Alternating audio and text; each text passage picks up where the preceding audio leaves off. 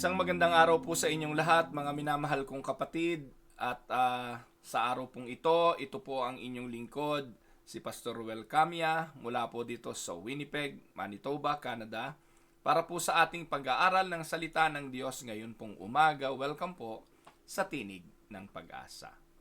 Sa araw pong ito, ang atin pong pag-aaral ay pinamagatan ko pong The Silent Savior and the Sovereign Plan. Hahanguin po natin ang pag-aaral sa aklat ng Matthew chapter 26 verses 57 hanggang 68. Samahan po ninyo ako na magbasa. Those who had arrested Jesus took him to Caiaphas and the high priest, where the teachers of the law and the elders had assembled. But Peter followed him at a distance right up to the courtyard of the high priest.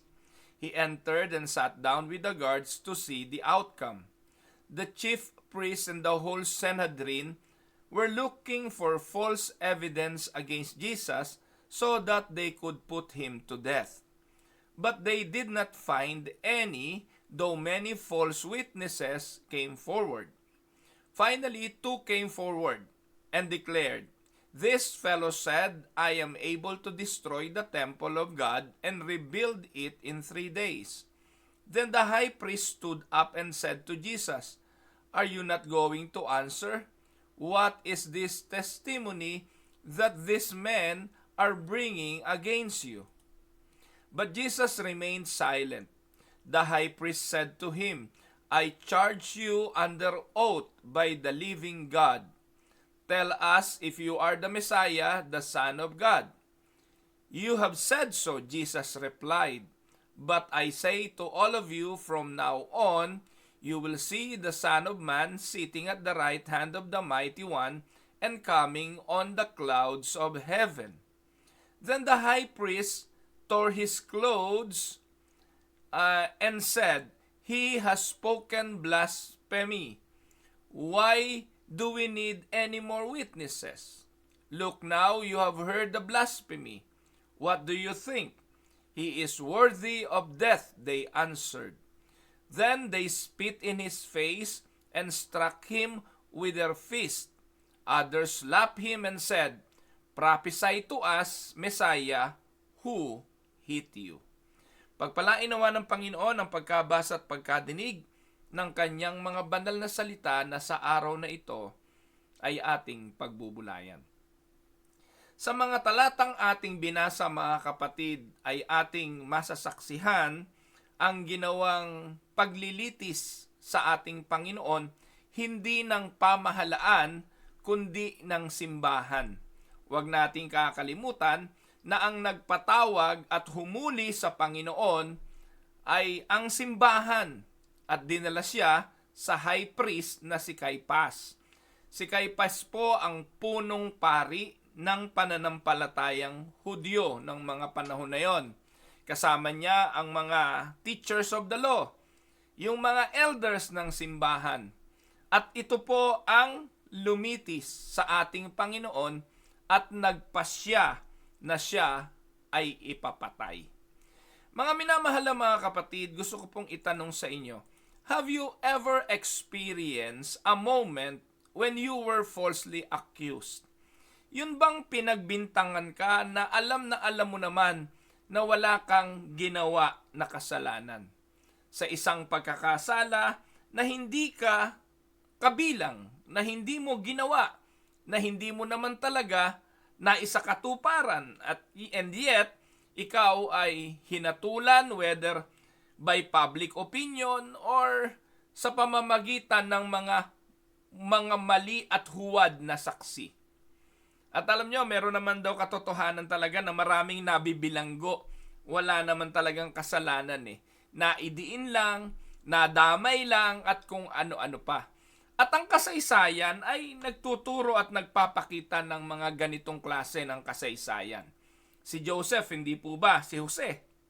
Naalala niyo po ba yung kasaysayan ni Joseph na pinagtatangkaan siya ng kanyang amo na asawa ni Potiphar na si Pingan? At tumakas si Joseph, pero he was accused of raping yung kanyang amo. Kaya siya nakulong ng walang kasalanan. Marami pong ganon.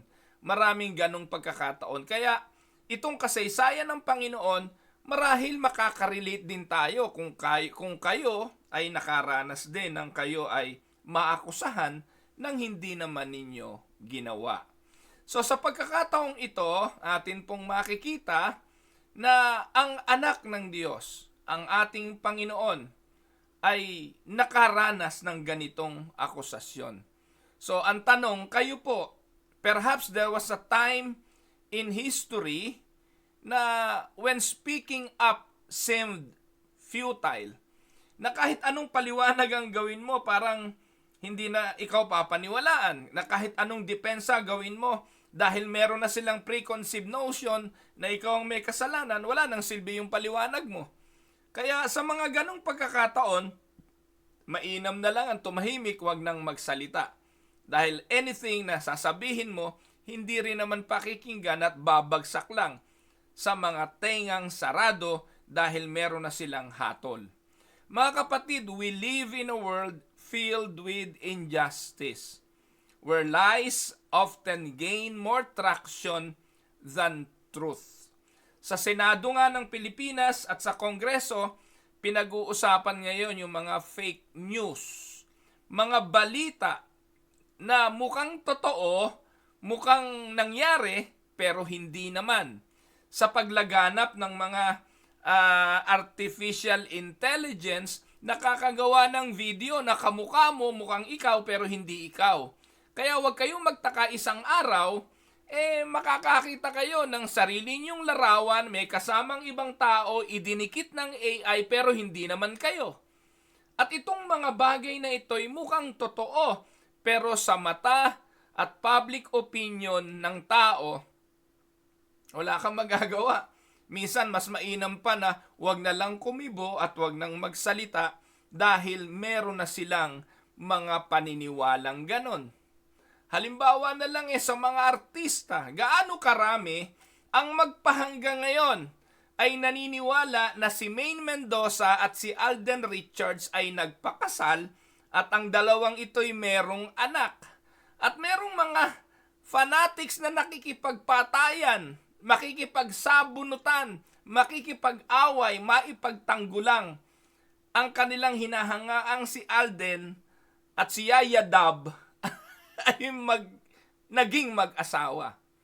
Pero ganun po mga kapatid, ang hirap baliin ng mga paniniwala ng mga tao kahit baluktot kapag naikondisyon na nila sa kanilang mga isipan ang mga bagay na gusto nilang paniwalaan. So dito po sa Matthew chapter 26:57 hanggang 68 na ating binasa, we see the purest man who ever lived. The Lord Jesus, who never committed any sin, faced the greatest injustice. And yet, He remains silent. Magandang pag-aaral ito na sa kabila ng mga bagay na ibinabato sa Kanya, akusasyon laban sa Kanya, pwede niyang idepensa ang Kanyang sarili. Pwede siyang magsalita at maging abogado ng Kanyang sarili. But He remains silent. The question is, why? Bakit ang Panginoon ay hindi kumibo, hindi siya nagsalita? So let us step into the story and let us step into the high priest courtyard. Take note, hindi gobyerno ang nag-aakusa sa Panginoon dito. Simbahan ang nag-aakusa. Taong simbahan ang lumilitis. Mga lider ng relihiyon ang kaharap ng Panginoon para siya ay akusahan sa mga bagay na hindi niya ginawa. So let us look at the context. So the road to the cross, this is what we're going to see. Jesus has been betrayed by Judas and He was arrested sa Gethsemane. Pagkatapos ng kanyang panalangin, ginising na niya ang kanyang mga alagad, magsitayo na kayo at narito na ang sa akin ay magkakanulo. Pagkatapos, nung hinuli ang Panginoon, ano nangyari? Nagtakbuhan ang kanyang mga disipulo. Si Peter nagtago, nakiumpok doon sa karamihan, at dito po sa kasaysayang ating binasa, nung dinakip ang Panginoon at dinala kay Caiphas, sumunod si Pedro, pero, ang sabi ng Bible, sa malayo. So, sa malayo po siya sumunod, nakikitanaw, tinitingnan niya kung ano mangyayari, and ang sabi, Jesus was led to the house of Caiphas, the high priest, where the Sanhedrin or yung ruling council ng mga Hudyo ay nagtitipon. Hindi para humanap ng hustisya, kundi pagkaisahan ang Panginoon na siya ay ikondina. So anong goal nila? Their goal was not a fair trial, it was a mockery of justice. Kapag gusto na pairalin ang isang bagay na mali, magagawa po yan ng mga nasa pamunuan. Saksi ang buong mundo, mga kapatid. I just want to say this. Hindi po ako maka-Duterte. Ang stand ko po lagi, ako'y makapamahalaan. Kung ano ang iniuutos ng pamahalaan, kung ano ang sinasabi ng nangunguna, doon po ako. Pero dito sa nangyari sa Pangulong Duterte, saksi ang buong mundo na ito po ay katulad ng nangyari dito. It was a trial, a mockery of justice. Sa halip na sa Pilipinas, litisin kung ang dating Pangulong Duterte nagkasala, hindi. Itinapon po nila sa isang bansa na wala namang jurisdiksyon sa Pilipinas. Dahil gusto nilang gawin yon at gusto nilang palayasin at alisin sa bansa ang dating Pangulong Duterte. So, saksi naman tayo roon. Walang question doon. Walang tamang ginawa doon ang gobyerno ng Pilipinas. That is a mockery of a justice system dahil if there was an existing judicial system sa Philippines, hindi dapat ibigay ang sinuman sa isang international court. Hindi po ako abogado, pero yun po ang sinasabi ng saligang batas ng Pilipinas. Lilitisin ka sa sarili mong bansa, hindi ka ibibigay sa anumang criminal court na ikaw ay mamamayan ng bansang Pilipinas na wala naman jurisdiksyon, iyong huhuli at sa'yo ay maglilitis. So dito, mga kapatid, kung ating susuriin, ang may kapangyarihang maglitis sa Panginoon kay Jesus ay ang gobyerno. Kaya bago nila ginawa na ipalitis sa gobyerno at ibigay kay Pilato ang ating Panginoon, inuna na muna nila na litisin ang Panginoon sa simbahan. At kung ano ang kanilang pasya, hindi sila papayag na hindi rin ito ang gagawin ng pamahalaan. Ganoon ka maimpluwensya ang mga lider ng relihiyon. Kaya magpahanggang ngayon, huwag kayong magtaka kung bakit sa likod ng mga mambabatas, sa likod ng gumagawa ng mga batas at nagpapatupad ng batas, huwag kayong magulat. Sa likod ng mga yan, may mga lider ng relihiyon. At ito yung mga nangiimpluwensya sa kanila. Para saan? Para mapanatili sila sa pwesto, manatili sila sa kapangyarihan, at kahit na alam nilang mali ang iniuutos ng simbahan, maghuhugas sila ng kamay, katulad ni Pilato. So the goal of this court, of this judicial system of the Jews, is not a fair trial. It was a mockery of justice. They already decided, take note, they already decided the verdict. All they need was a pretext. Kailangan lang nila ngayon ng testigo. Kailangan nilang dumaan sa proseso at maghahanap sila ng testigo na pwedeng tumayo para sigurado na ang ginawa nila ay legal. Now, let us look at the following verses. Lumitaw naman na meron silang nakuhang testimonya. Palpak lang at ito ay kasinungalingan. Kaya kung may fake news ngayon, meron ng mga fake news peddler nung panahon ng Panginoon.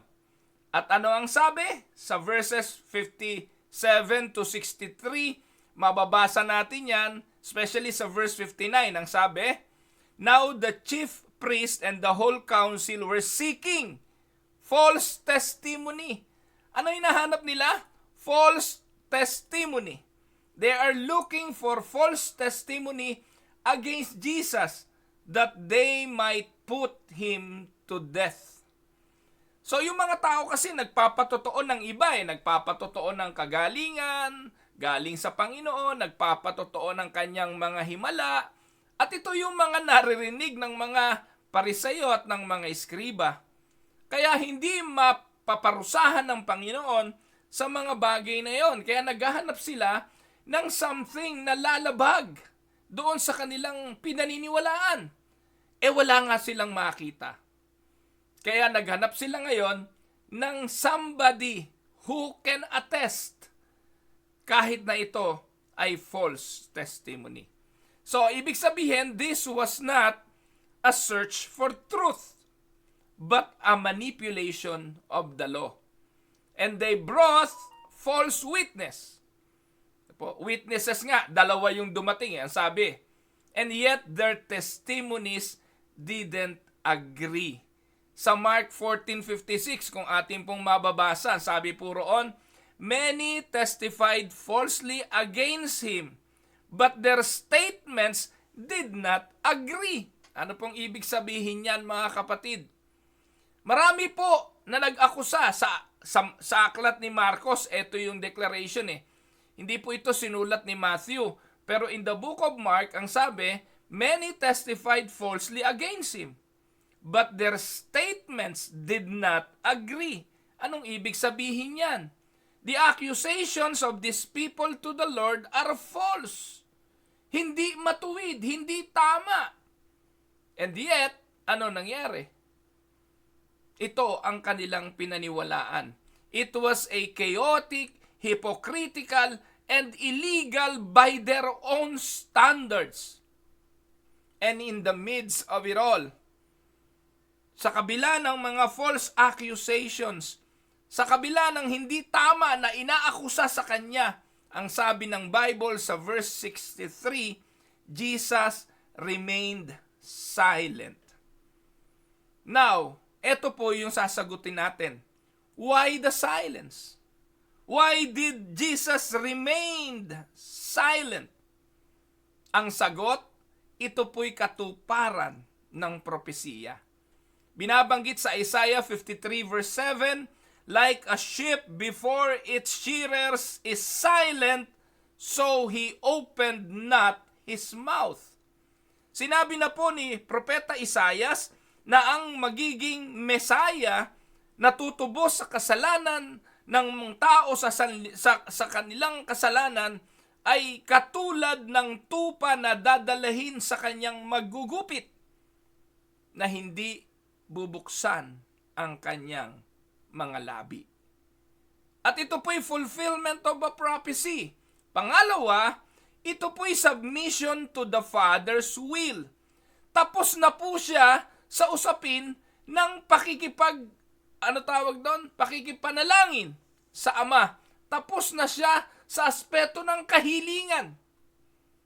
Na kung maaari lang, let the cup pass before him. Tapos na po yung panalangin sa Gethsemane na kung saan idinulog niya sa Ama na, Ama, if it is possible, let this cup pass before me. But not my will, but your will be done. Ito ang pagkain ng Panginoong Jesucristo. Ano sabi niya? My food is to obey the will of my Father. Ano ibig sabihin nun? Ang kanyang kalakasan, ang pinagmumula ng kanyang kapangyarihan, ang pinagmumula ng kanyang pagiging katawang tao ay ang sundin ng kalooban ng kanyang Ama. He was not there to defend himself, but in submission to the Father's will, he is willing to die. Hindi siya kumibo. At ito po, mga kapatid, Ang another ay contrast to the false witnesses. His silence displayed dignity and truth in a room full of lies. Sa mundo na punong-puno ng kasinungalingan, sa mundo na kung saan nangingibabaw ang hindi matuwid, minarapat ng Panginoon na hindi kumibo at hindi na magsalita. Tatlong dahilan kung bakit ang Panginoon ay tahimik. Una, katuparan ito ng propesiya. Pangalawa, submission ito sa kalooban ng Ama. At pangatlo, in contrast to the false witness na magsasalita ng kahit anong kasinungalingan at magsasalita para lang maipahayag yung kanilang kasinungalingan. But Jesus, though He knew the truth, He is the truth, and no lies in Him, He decided to be silent in the room full of lies. Amen? Now, sa Reformed doctrine, in this moment, it reflects Christ's active and passive obedience. Take note of that. Sa Reform, meron pong dalawang klase ng obedience na ipinakita ang Panginoon. Yung passive at yung active. Ano yung passive obedience? Ito po yung submitting to suffering and death. So, He allows Himself to die. He gave up His life. No po? Hindi po siya pinatay, Kanya pong ibinigay. At ang sabi ng Panginoon, may kapangyarihan akong ibigay ang buhay at bawiin ito. He has power over life and death. So yung passive obedience is the submitting of Christ, is the submission of Christ to suffering and death. Now, the active obedience, yun yung perfectly fulfilling the law, even in silence and suffering. So I hope naintindihan niyo yun, no po? Yung active and passive obedience of Christ. Now, tingnan po natin yung sumunod na mga talata, verses 63 hanggang 66. This is the confession and the condemnation. Si Caiphas, ang sabi niya, tell us if you are the Christ, the Son of God. Bakit? Kasi po, kung maririnig ng mga tao na inaangkin ng Panginoon na siya ang Kristo, ang anak ng Diyos na buhay, dun pa lang, pagbababatuhin na siya ng mga tao. At hindi na siya makakarating sa krus because that is a blatant blasphemy. Yung claiming that you are the Christ, you are the Son of God, ay ready na yon para siya'y batuhin at patayin. At sa pagkakataong ito, hindi pwedeng i-deny ng Panginoon ang bagay na ito. Dahil yun naman ang sinasabi niya, na siya ang anak ng Diyos. No po? Ngayon, anong dapat mangyari? Kaya sa pagkakataong ito, Jesus broke the silence. Jesus breaks His silence. But not to escape death, but to declare the truth. Anong sabi ng Panginoon sa verse 64? You have said so. But I tell you from now on, you will see the Son of Man seated at the right hand of power and coming on the clouds of heaven. Ano po ito? Mga kapatid, these words of the Lord is a powerful combination of Psalms 110:1 and Daniel chapter 7 verse 13, a messianic prophecies that point to Jesus as the divine exalted Son of Man who will judge the world. Kaya yun ang kanyang sagot. I tell you, from now on, you will see the Son of Man seated at the right hand of power and coming on the clouds of heaven. Anong implication nito, mga kapatid? Una, though they sat in judgment over Jesus now, soon He will sit in judgment over them one day. Bagamat may kapangyarihan ng simbahan, may kapangyarihan ng mga taong ito, nahatulan ang Panginoon, subalit sinasabi ng Panginoon, darating yung araw na ako ang hahatol sa inyo. They condemned Him for blasphemy, but in reality, He spoke the ultimate truth. When Caiaphas says, "Tell us if you are the Christ, the Son of God." Yun ang totoo. Yun ang kapahayagan. And Jesus broke His silence. Hindi para i-deny, kasi in denial of that means freedom. Sabihin mo sa amin kung ikaw ang Kristo, ang anak ng Diyos. Pwede naman sabihin ni Jesus hindi nga ako. Mali lang kayo ng intindi, hindi ako anak ng Diyos. At sigurado, laya siya. Pero hindi. He broke his silence, and what Jesus said emphasizes the truth of what Caiaphas declared.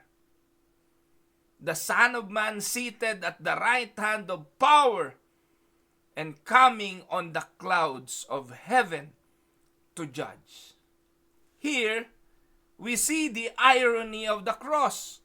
The judge of all is judged by sinful men. Amen? Now, susunod pong makikita natin verses 67 to 68.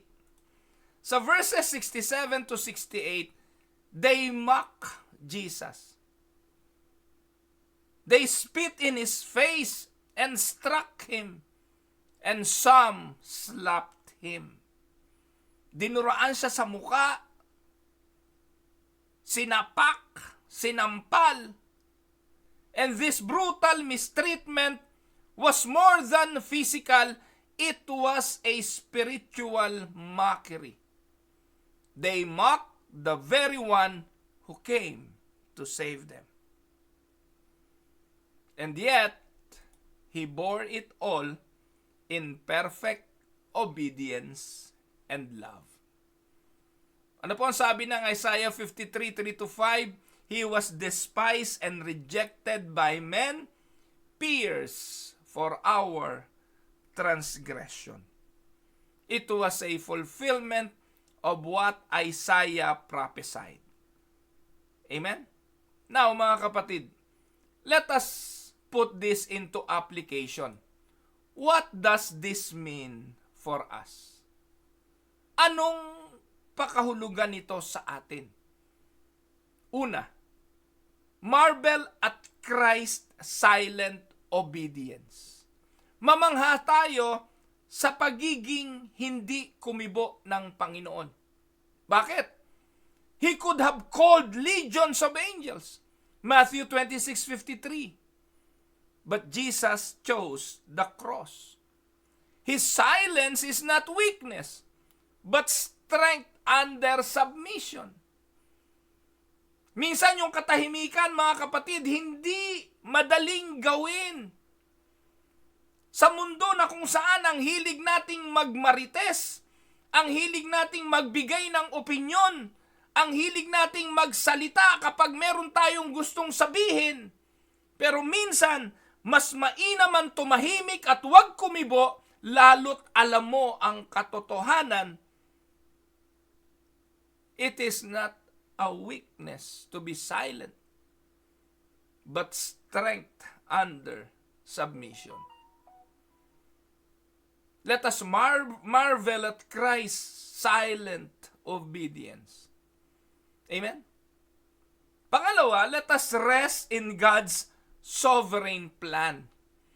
Pagdadating na mahal na araw, namumuhi tayo sa mga pare, kay Caiaphas, sa mga eskriba, sa mga Pariseo, muhing-muhi tayo doon sa mga sundalo na pumalo kay Jesus, sumaksak sa kanyang tagiliran, Nagagalit tayo kay Pilato, ba't niya ipinagkanulo ang ating Panginoon? Naghugas siya ng kamay, galit tayo kay Judas, galit tayo kay Pedro, galit tayo sa lahat. Pero hindi ba natin naisip kung meron tayong dapat unang kagalitan ng ating mga sarili? Sapagkat sa kabila ng lahat ng nakita nating ginawa sa Panginoon, kumusta tayo sa ngayon? Kumusta ang ating mga buhay? Tayong mga mananampalataya, tayong tumanggap na ng biyaya ng kaligtasan, tayong nakababatid ng ginawang pagdurusa ng Panginoon para sa ating mga kasalanan. Kumusta naman tayo? Kumusta tayo sa paghatol sa ating kapwa? Kumusta tayo sa paninindigan natin sa pananampalataya? Kumusta tayo sa pagtatanggol sa pananampalatayang ipinagkaloob sa atin? Kaya bilang hamon, importante, pagtiwalaan natin ang sovereign plan ng Diyos. Lahat ng nangyari, fulfillment of a prophecy. Lahat ng nangyari sa Panginoon, katuparan ng hula at katuparan ng pangako ng tagapagligtas. Amen? So, even in injustice, God was accomplishing His perfect plan. In our suffering, we can trust that God is at work, even when we don't understand. Amen? Kaya importante, magtiwala at magpahinga tayo sa kapangyarihan at ng plano ng Diyos. Pangatlo, let us all stand firm in truth. Like Christ, we may face false accusations or mistreatment. Nako mga kapatid, sanay na po ako dyan. Lagi po ako sa social media Lagi po ako na nasa harapan ninyo at nagpapahayag ng salita ng Diyos. Bumabagsak sa iba't ibang pandinig ang mensahe na inyong naririnig araw-araw. Iba-iba ang mga taong nakakarinig nito. Ang ikinatutuwa ko lang, wala naman po akong nakikitang challenge sa mga pinangangaral natin dito. Alam niyo po yung aking comment section, open yan. Hindi po yan finifilter. Meron pong mga Facebook live na pinipili yung mga comment. Pag pangit ang comment, dinidelete nila. Ako po, lahat ng comment nandyan. It's up to you kung anong gusto nyong sabihin. Kung hindi nyo naiintindihan, i-comment ninyo. Kung ayaw nyo, i-comment ninyo. Kung malabo sa inyo, i-comment sa inyo. Kung galit kayo sa akin, i-comment ninyo. I don't care. At marami po akong mga accusations na naririnig. Doon sa mga sa mga hindi naniniwala. Doon sa mga nasa kabilang kampo. Doon sa mga Armenians, doon sa mga Pentecostals. At ako po hindi natatakot. Sinasabi ko nga, iparating nyo kay Eddie Villanueva yung mga sinasabi ko sa kanya. Kay Mike Bilarde, kay Kibuloy, sa Iglesia ni Cristo, at kahit kay Obispo Benny Abante. Sabihin ninyo. As long as I am standing in the truth, I will face any false accusations or mistreatment. Sanay na po ako dyan, makancel sa Facebook, i-announce sa buong kapatiran na wag akong pakinggan, wag na manonood ng Tinig ng Pag-asa. Sanay na po ako dyan. Pero ay pinagtataka ko, yung mga sinasabihan ninyo na wag akong pakinggan, kapag sila'y nasa katotohanan, at kapag alam nila na ang pinangangaral natin ay katotohanan, lalo nilang kasasabikan ang tinig ng pag-asa.